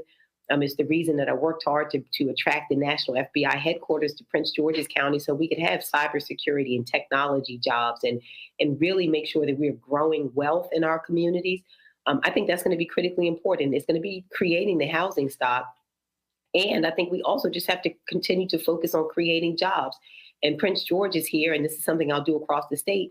We have created more businesses than any county in the state of Maryland. We've also created more jobs. This is going to be important. Things like that bipartisan infrastructure bill that will allow us to bring roads, bridges, internet, and to really help us to attract businesses and to grow our economy is going to be most important. Not only to helping people afford the cost of living, but that's the way that we grow wealth and help us to be able to afford the cost of assuming home ownership. We want people to be home owners. That's the point. And working to make sure that happens means we have to continue to work to really increase the bottom line for most families, for more and more. You talk about the issue of wages. The economics is a huge issue. When you look at Baltimore, when you look at other cities around the country, you see folks who are left out of this particular economy as well. We hear this a lot in terms of young Black men and others. And so what exactly can a U.S. Senator do when it comes to public policy to help spur not only investment, but really growth in these areas that have been largely forgotten? People are complaining about gentrification. They complain that, even if you look at these opportunity zones, developers come in, get tax breaks, but they really don't actually help the people who live there. And so speak to that again, creating those opportunities as a U.S. Senator. Yeah, well, so I first of all, I'm really glad that I'm going to have some good partners here. Governor Westmore is a really great partner. Our other federal representatives are really great partners. And talking about what we must do is, again, to attract the kind of infrastructure dollars here that help us to grow the economy. And I'll give you a great example. This is the reason we cannot elect, for example, my opponent, who sent back $900 million, if you can believe this, to the federal government. Those dollars have been designated for the Red Line in Baltimore to create the kind of transit hub that would have allowed us to not only attract business, but to also help people get to economic opportunity. And in the former governor, he literally sent back $900 million to the federal government and canceled the Red Line project. That's what I will not do. I'll be instead working with Governor Moore, working with Senator Van Hollen and our other delegates, Congressman Mfume, to continue to bring to our state the kinds of investments that will allow us to attract business and to grow it. So that's what how is that Red Line going to actually help workers? Because again, when people hear that, it's like, okay, they hear the project, but what would that have done for regular, ordinary folk? Well, what workers need are jobs. And having the Red Line helps to attract businesses, and businesses come to places where they see in other words, what happens is the public investment spurs private investment and causes the businesses that we want to come to us to come. And it furthermore allows the workforce the opportunity to access those opportunities as well. And that's what the red line would have done, is to create the kind of transit that would have allowed people to gain accessibility to places where the jobs are, and would have also encouraged businesses to come. That's what we want, is that kind of public investment that then encourages also private investment. We want companies to be bringing their jobs and opportunities to Maryland. When we talk about HBCUs, a lot of people, we look at the investment in HBCUs, people just look at the institution themselves, not realizing it's also impacting the areas around those HBCUs. You've got 4 in Maryland. We know, of course, the settlement that was signed after 13 years of a lawsuit. But one of the areas that HBCUs really need greater assistance with is research and development, federal grants, a lot of those dollars.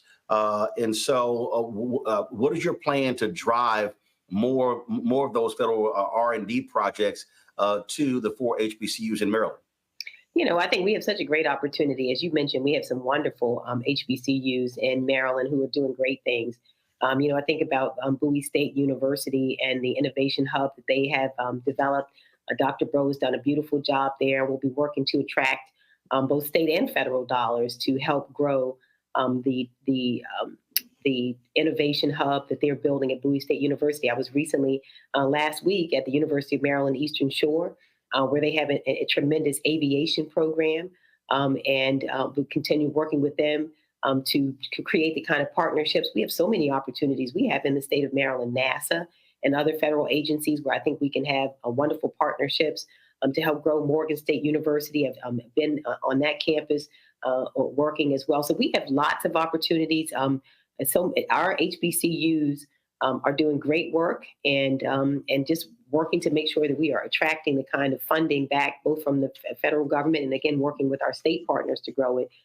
Is going to be important, and it's something that, again, I have experience doing. Bringing back federal dollars. I've had great experience doing that here. The FBI is one example of it, but also just, increasing funding around transit and other things I've done here at the New Carrollton Metro, about $100 million in new dollars in just the last 2 years. But working with our HBCUs and universities around Maryland to grow things like quantum computing is going to be, a part of what I'll be really centering. Again, it's all around creating economic opportunity, but creating that pathway for all of our universities, and our HBCUs are a big part of that. Been watching, obviously, NFL season and been looking at several games, and I swear the airways have been inundated by PAC commercials criticizing you regarding taxes. You have responded to that, these attack ads. And so for the public, what do you tell the public when they see these commercials? And then, of course, there's no response to it. Again, somewhere from $18 to $20 million the PACs are dumping into Maryland to bring you down. And so how do you address that particular issue? I think the public can see that these are very misleading ads. The fact of the matter is I've always paid my taxes. Now, I also stepped up to help a family member when my grandmother needed to move out of her home. I took over her mortgage, did not know that she had applied for tax credits and had those on her home, and was just notified of it just a few weeks ago. So making arrangements to pay it back. But I think that people can see through this. Billionaires have come into Maryland, as you mentioned, $18 million. Because they share a goal with former Governor Hogan. They want to get a majority in the Senate. And these billionaires have come in and really flooded the airways in an attempt to help him, because you know what? He shares their agenda. And what they know is if they have control of the Senate, they will control that agenda. And we already have seen what that agenda is. It's an agenda that hopes to roll back the rights and freedoms of women. It's an agenda that does not support voting rights. It does not support sensible gun legislation that will help us to stem gun violence. But we know, as a matter of fact, that unlike what my opponent says, he's not an independent. He's on their team, which is why they are spending these billionaires who are not only spending in Maryland, but they are also spending millions of dollars in places like Pennsylvania and all across the country hoping to defeat Democrats. And they have come to attack me because they realize that Maryland is a critical seat that will help to determine the majority in the Senate. And the Marylanders are savvy, and I think they can see through it. Last question for you. Education is a topic that people say they care about, but when it comes to campaigns, rarely gets brought up. And as I'm somebody who supports school choice, parental choice, but I believe that if there are public charter schools that are working, hey, that's great. If there are those that are not, they got to go. Same with traditional schools. And so, are you supportive of public charter schools? And what do you see? What do you want to see done to improve the educational outcomes in Maryland, especially among Black kids who were greatly impacted, and the data is in by COVID and what happened from 2020 to present day? You know, I think obviously education is the great equalizer in our country. I've always said that, and I've been a huge proponent of supporting investments in education. One of the areas that I'm really interested in continuing to work is to make sure that all of our children have an equal opportunity to succeed. We know, unfortunately, since so many of our schools are funded by local property taxes, your zip code generally determines the quality of your education. So I'll be working as a senator to make sure that we are funding Title I. I think it's also going to be important to make sure we're increasing funding for things like Individuals with Disabilities in Education Act, so that all of our kids will have that opportunity. And we recognize it of varying abilities to succeed. I'm also going to be just continuing to work to make sure that we are funding education throughout, making sure we keep down the cost of college. I think we're going to have to do things like investing in Pell Grants to ensure that our kids continue their education. But these are issues that I have worked on as county executive, and I'll continue to do so as a senator, is to really make sure that we are funding education and creating opportunity across a wide spectrum for all of our students. But what about public charters, especially those run by African Americans? Yeah, you know what? I think that public funds really should be that public schools, that we should use public funding for public schools. I do understand that families. But public charters are public schools. Right. I understand that families do need choices, and I can totally supportive of that. But I think that public funds should be used for public education. And not, but public charters are public. So you're saying. But I support public schools first, is what I support. Public schools first. But I do understand that we have some charter schools here that have done very well also. Right. Okay. All right. Angela Alsobrooks, we certainly appreciate it. Thanks a lot. All right. Thank you so much. Obviously, this is a hugely important Senate seat, and Avis, it's really tighter than what Democrats had hoped. And again, Republican PACs are dumping a lot of money. You can't watch a football game without seeing 5, 10 ads constantly. So I saw one report where Republican PACs are pumping anywhere from $18 to $20 million into the state in attack ads in this final month. Absolutely. Well, they're trying to make sure that the Republicans are able to get control of the Senate again. I mean, this is, in many ways, as it relates to the Senate, who knows, Maryland might be this year's Georgia, right? We might be that state that really makes the consequential difference with regards to whether or not the Democrats can at least in some way maintain control of the Senate. And we know how important that is in terms of judicial appointments, in terms of if we definitely get Vice President Harris across the finish line, the bottom line is that she's going to need to have a Congress that allows her policies to get put into place. And so we can't just focus on the presidential election only, as important as that is. We also need to make sure that we vote down the ballot, and in Maryland specifically, we need to make sure that we get that sister in the Senate. It is going to be, I look at several different polls, Julian, showing Alsobrooks up by 4 to 5 points.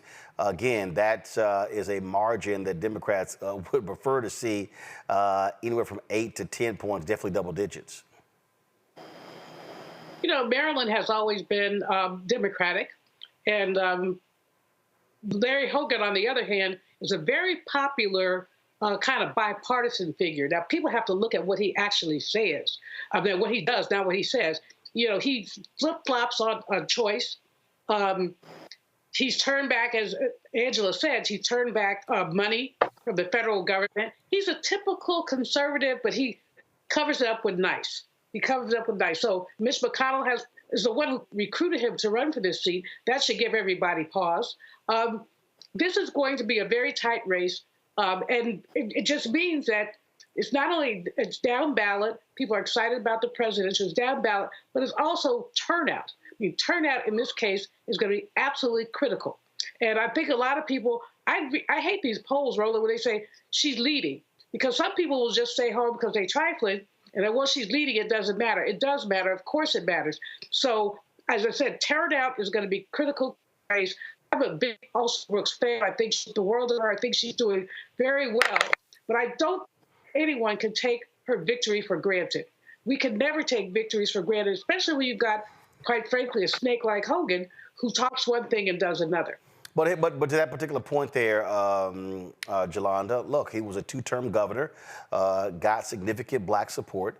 And if you're the Democrat, there's a reason Mitch McConnell recruited him to run in this race. And so this is one of those races where we always said you got to run through the tape. You can't just sit here and just, okay, fine, Democratic state, we know we got it. No.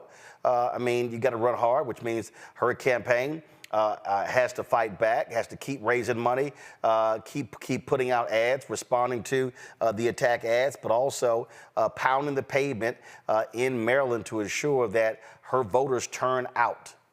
Because again, listen, they're expecting Vice President Kamala Harris to win Maryland by anywhere from 18 to 20 points.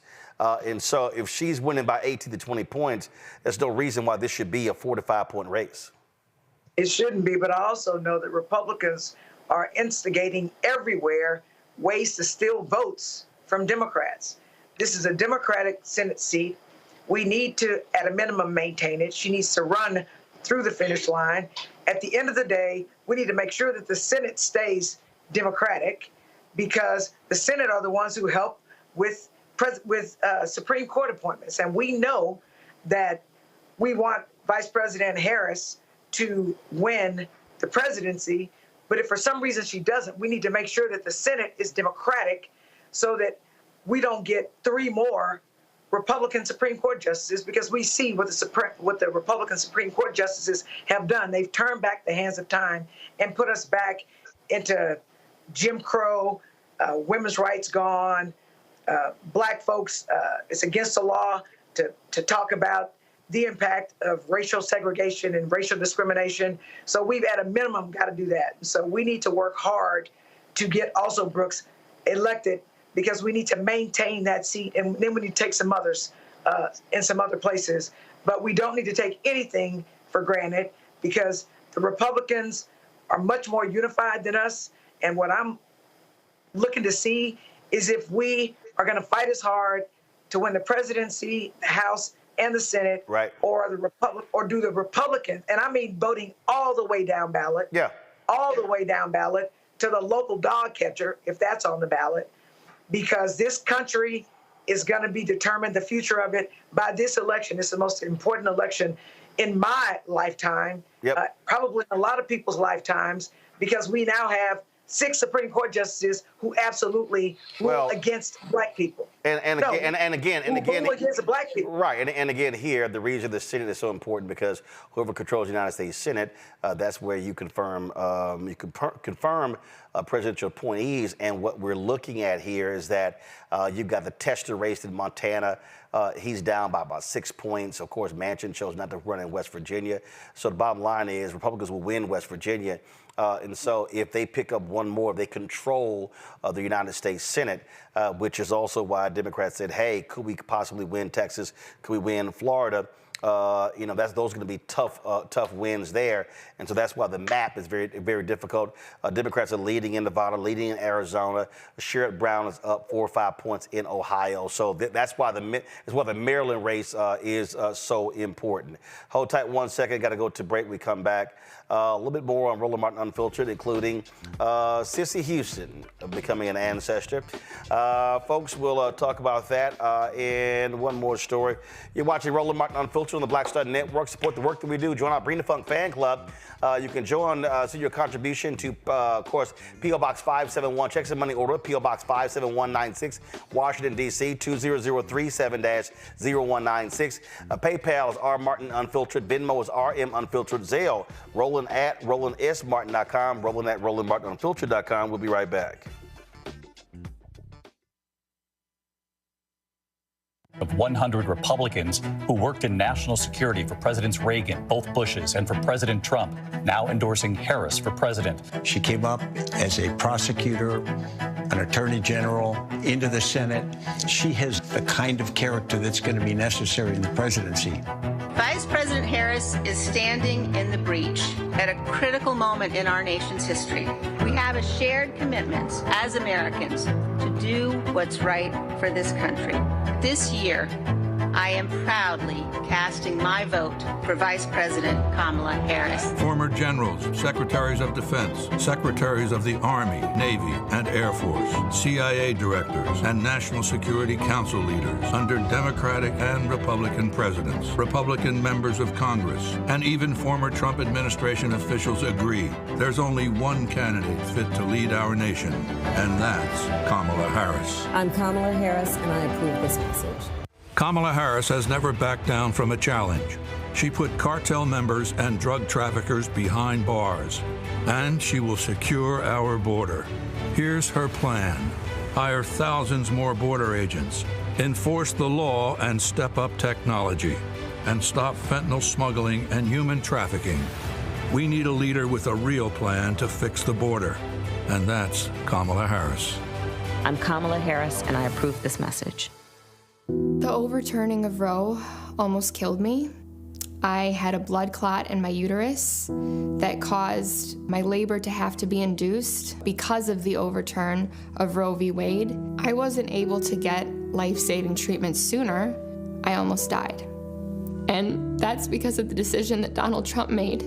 I was able to get Roe v. Wade terminated, and I'm proud to have done it. The doctors and nurses were afraid that if they treated me in the incorrect way, that they would be prosecuted for that. And that's appalling. Donald Trump says that women should be punished. Do you believe in punishment for abortion? There has to be some form of punishment for the woman. Yeah. I believe that women should have reproductive freedom to make the choices about their own bodies. 4 more years of Donald Trump means that women's rights will continue to be taken away one by one by one by one. This has to stop because women are dying. I'm Kamala Harris, and I approve this message. Here's a 78-year-old billionaire who has not stopped whining about his problems. Oh, she had a big crowd. Oh, the crowd. This weird obsession with crowd sizes. It just goes on and on and on.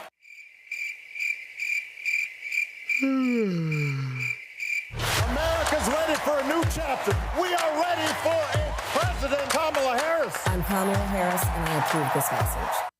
Hello, I'm Marissa Mitchell, a news anchor at Fox 5 DC. Hey, what's up? It's Sammy Roman, and you are watching Roland Martin Unfiltered.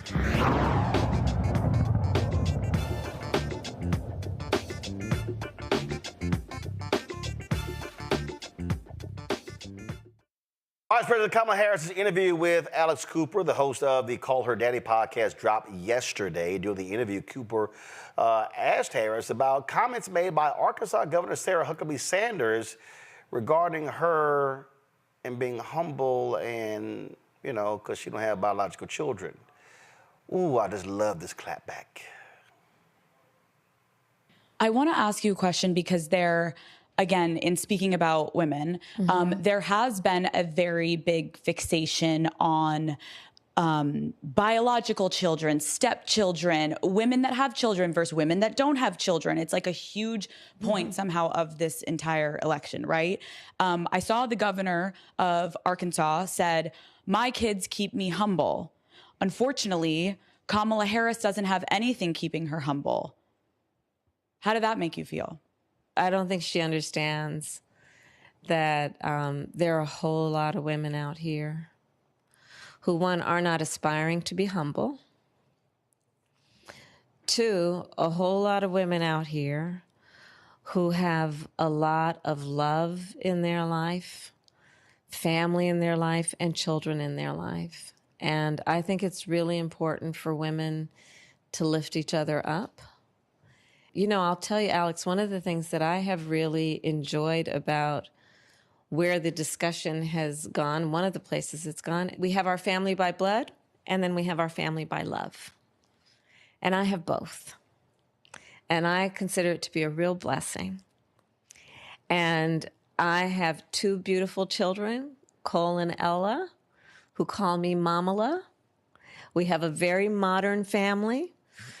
My husband's ex-wife is a friend of mine, you know, and also I'll tell you, look, I'm a child of divorced parents. And when I started dating Doug, my husband, I was very thoughtful and sensitive to making sure that until I knew that our relationship was something that was going to be real, I didn't want to form a relationship with the kids and then walk away from that relationship. My own experience tells me that, you know, children form attachments and you really want to be thoughtful about it. And so I waited to meet the kids. And they are my children. And I love those kids to death. And family comes in many forms. And I think that increasingly, you know, all of us understand that, you know, this is not the 1950s anymore. Families come in all kinds of shapes and forms.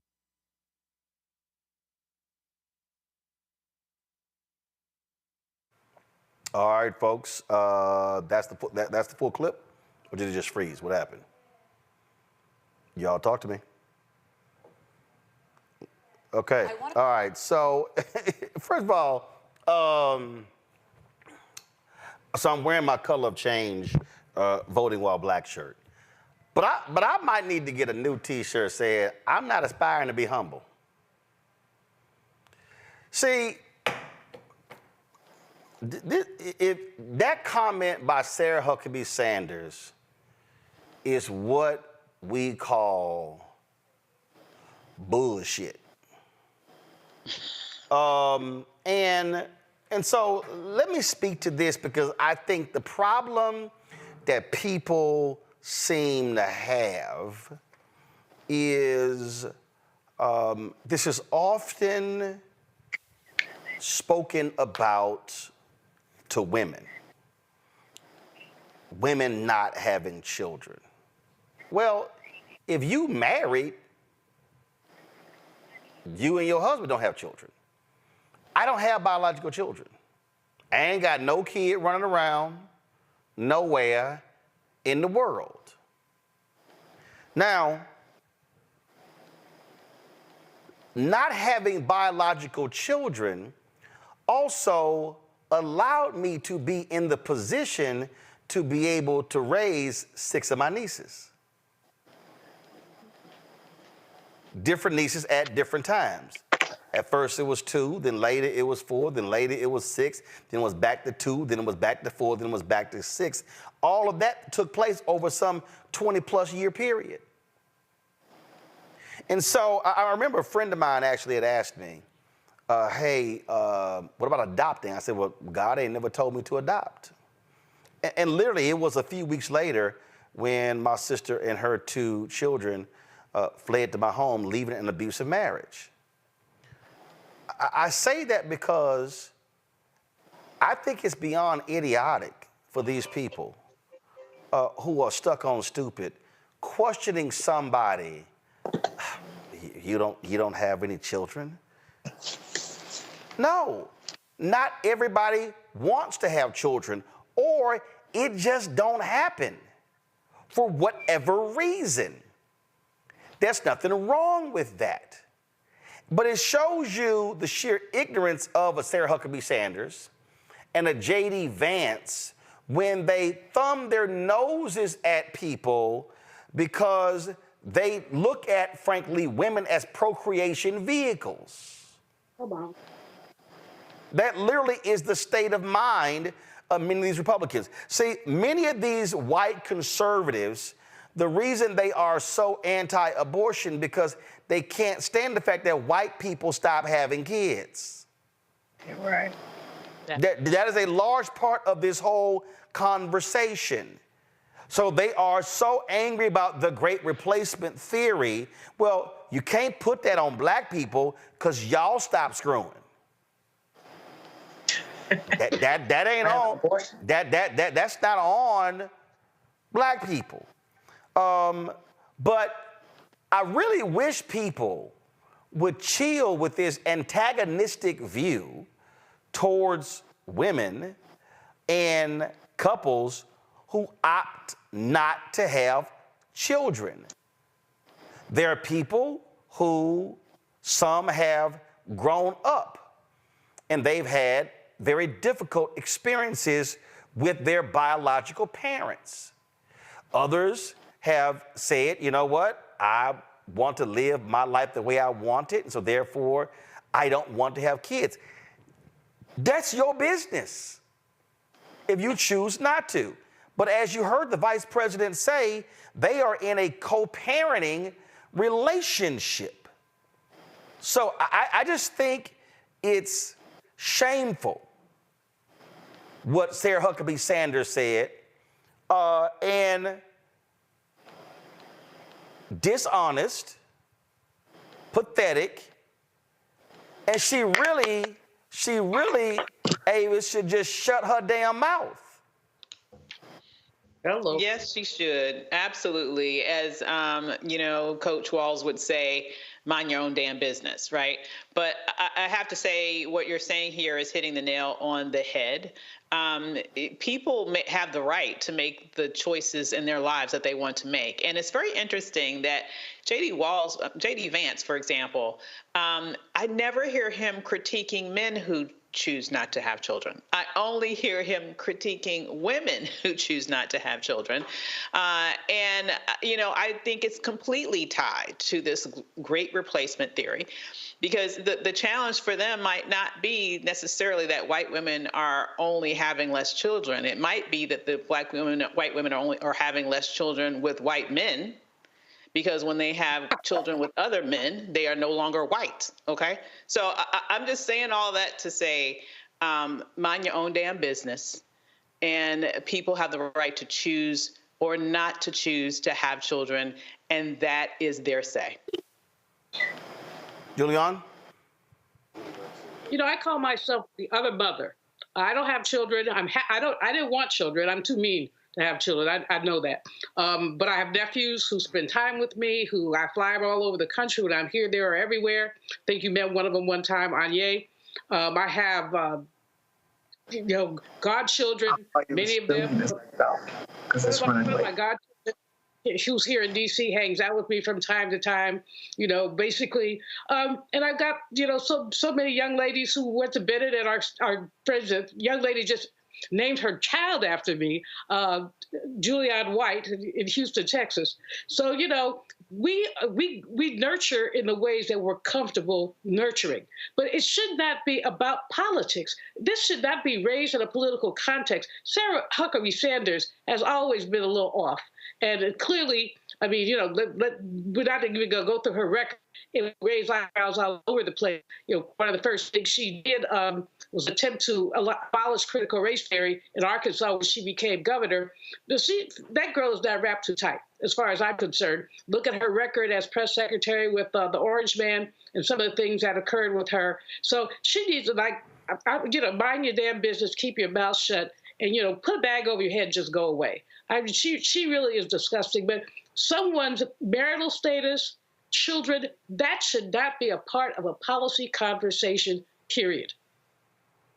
Well, but this is what you get, Jolanda, where you have these judgmental folks on the right, like Sarah, somebody on YouTube said Sarah Huckabee Sanders, and the likes of J.D. Vance and others. So what I was going to say, you talked about them stop screwing. They also having abortions, which is why they stopped abortion, because this is about white women not keeping their babies. True story. But also, Sarah Huckabee's statement actually is the polar opposite of humility. It's actually arrogance. because she is patriarchal. I mean, if you listen to her, we should all be barefoot and pregnant, which is a whole nother story. No, the days of that, the days of women not having options is over. If we want to have kids, we can. If we don't want to have kids, we can. And it's our choice. But as you mentioned, Roland, many of us have been parent-like to children who are not biologically ours, and we have played just as an important role as their biological parents in some instances. So family is not always about biology. And this whole notion that you have to have bored children is craziness. I literally have one child because I had a very difficult pregnancy, and I'm surprised I didn't die during pregnancy. So I only have the one. And had I known, and I love my child, I wouldn't trade him for anything. I had no idea that childbirth was so difficult, or that carrying a child is so difficult. So Sarah Huckabee is buying into the Republican line, and she's saying things that absolutely does not take into consideration people who choose not to have kids, whether by choice or otherwise. And she needs to go somewhere, because the 50s, the 40s, the 30s, and those days are over. And we're going to do what we want, when I want, and when we want. And this has to do with body autonomy, family autonomy. And we don't need the government deciding what we should do as a family. So she needs to find somebody else's business to get into. In fact, let me give her a penny so she can go buy her own business and get out of mine. Well, she need to go answer questions about who the hell bought that $17,000 podium in Arkansas if they can't seem to figure out who paid for it. That's what she need to do. So appreciate it, folks. Thanks a lot. Appreciate it, Julian, Jolanda, as well as Avis. Thanks a bunch. Folks, that is it for us. Tomorrow, I am on the road, folks. We're going to be broadcasting live from Philadelphia. Y'all wrong, guys. That's wrong graphic, y'all. That's Wednesday. Y'all, tomorrow. Thank you very much. That's Tuesday. So tomorrow, I'll be at Mount Carmel Baptist Church, 5732 Ray Street, Philadelphia, broadcasting at 6 to 8. We want to pack the joint out. Want to see y'all there. So please come on out. That's going to be on Wednesday. Excuse me, on Tuesday with Mount Carmel. On Wednesday, we're going to be still in Philadelphia. We'll be broadcasting from another church on Wednesday, Sharon Baptist Church.